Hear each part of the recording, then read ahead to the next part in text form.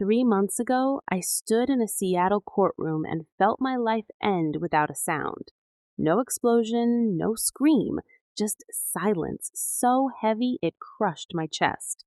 My husband, Ethan, never once looked in my direction, not when the judge spoke, not when the future we built was handed to him piece by piece. The house, the money, full custody of our children.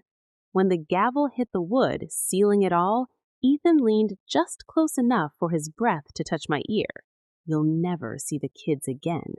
That sentence hollowed me out. I don't remember leaving the courthouse. I don't remember the traffic or the rain streaking down my windshield. I just drove 3 days straight, east, away from the city, away from the woman who walked into that courtroom believing truth still mattered. By the time I reached my mother's old house in Vermont, I felt half alive. The place smelled like pine needles, dust, and memories I wasn't ready to face. I thought grief was the punishment. I thought losing everything was the end. I was wrong, because grief wasn't why I came home. I came home because something had been waiting for me there.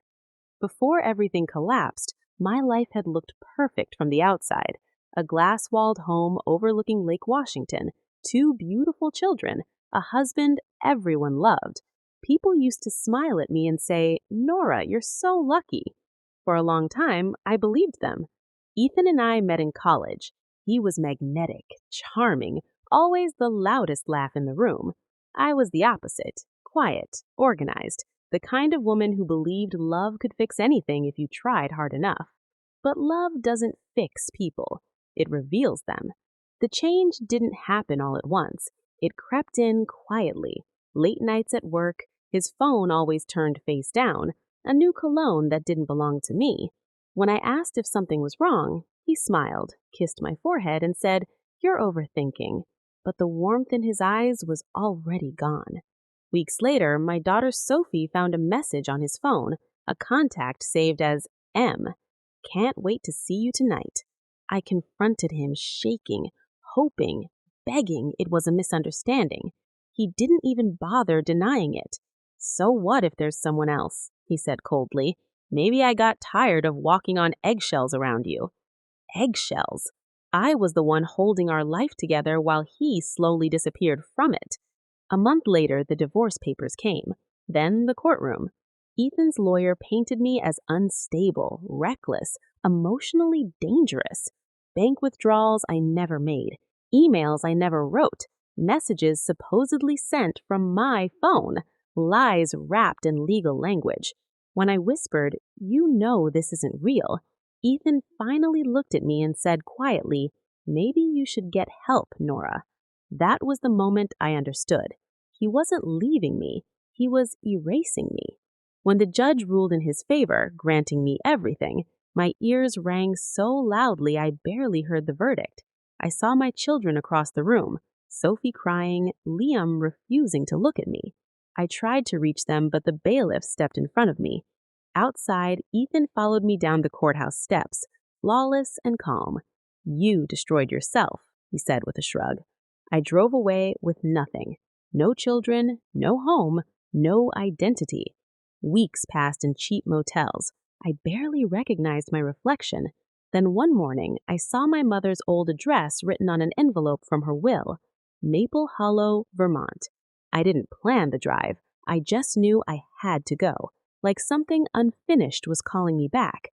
The house greeted me in silence. Snow fell softly as if the world was holding its breath. That first night, I couldn't sleep. The walls creaked like they remembered things I didn't. My mother's scent still lingered. Lavender soap, old books, coffee. The next morning, I did what she always did when life fell apart. I cleaned. In the basement, surrounded by labeled boxes and decades of memories, I noticed something wrong. The furnace wasn't flush against the wall. The concrete beneath it was scratched, recently.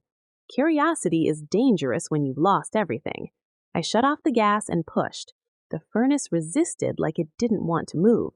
When it finally shifted, my heart slammed against my ribs.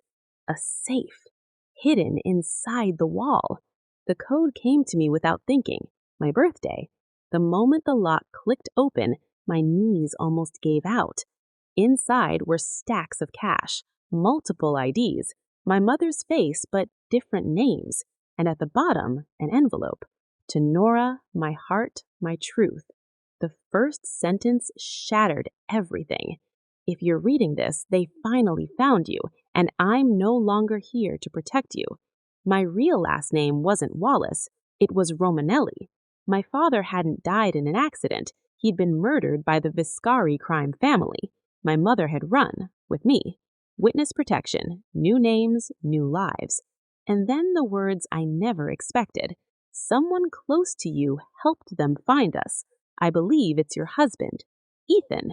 The divorce, the lies, the courtroom. It wasn't coincidence, it was strategy.